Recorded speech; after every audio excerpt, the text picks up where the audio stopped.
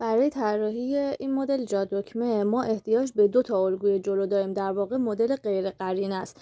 یک الگوی جلو رو به این صورت از خط CF با این اندازه هایی که نوشتم اضافه میکنیم بهش، یعنی به خط CF مون یه 2 سانت، یه 4 سانت و 2 تا 3.5 سانت اضافه میکنیم.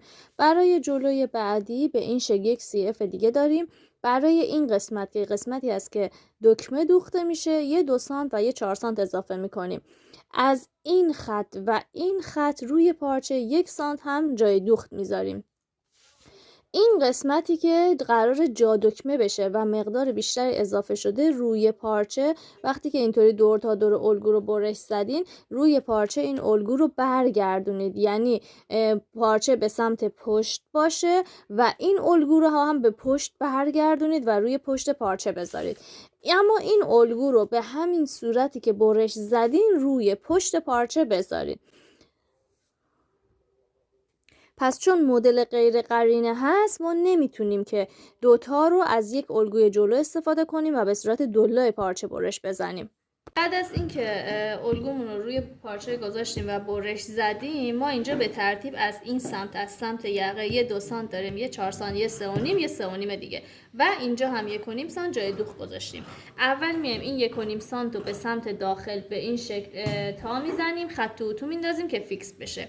بعد از این خط 2 سانتی مترمون، این جادکمه، اصل جادکمه ما که روی کاره این هستش، این 2 سانتی متر رو از این قسمت به این شکل به داخل لباس از این 2 سانتی متر تا میزنیم تا پایین، اینو خط اتو میندازیم. اگه براتون سخت متوجه نمیشید این 2 سانت کجاست، همین علامتایی که اینجا زدید میتونید پارچه رو برگردونید به لبه پارچه، از روی لباس هم همین علامت‌ها رو بزنید که راحت بتونید تا بزنید. پس اینجا یه تا ما الان روی این 1 سانت حق دوخت میزنیم، یه تام این 2 سانت رو به داخل لباس به این شکل تا میزنیم و خط اتو میندازیم.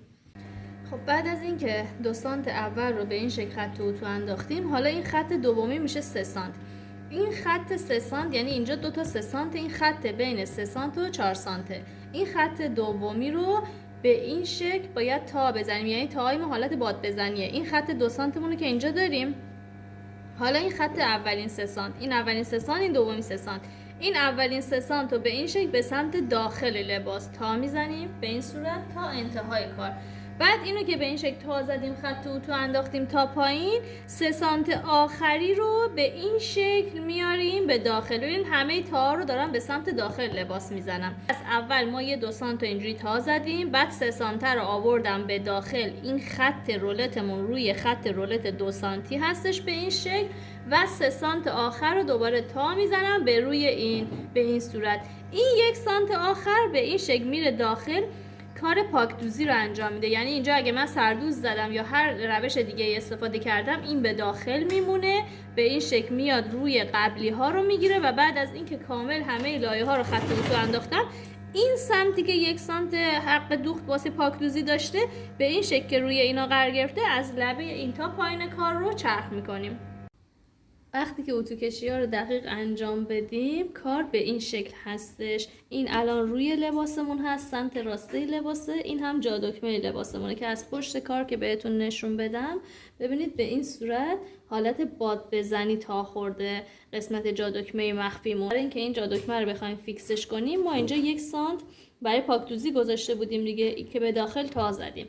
حالا میایم از پشت کار از لبه به حالت نیش چرخ این قسمت رو تا پایین کار چرخ میکنیم. وقتی که این قسمت رو چرخ کنم، اینجا کامل بسته میشه، این قسمت باز میمونه. اینجا محلیه که ما باید حالا به هر اندازه‌ای که دکمه میخوایم بزنیم روی این قسمت جادکمه‌مون رو میزنیم و این لبه بالایی میاد روی این و جادکمه مخفی میشه. بعدی که دکمه باید بدوزیم، مثل قبلی 1 سانتی متر حق دوخت داریم، این 1 سانتی متر رو به این شکل تا میزنیم. وقتی که اینو تا زدیم، خط اتو انداختیم، میایم این قسمت یه 4 سانت داریم، یه 2 سانتی متر، این خط بین 2 سانتی متر و 4 سانتی متر رو به این شکل تا میزنیم و به این صورت این قسمت اینجا میذاریمش که این رو وقتی برگردونم به این شکل این بهش ضخامت میده و ما اینجا دکمه رو میدوزیم.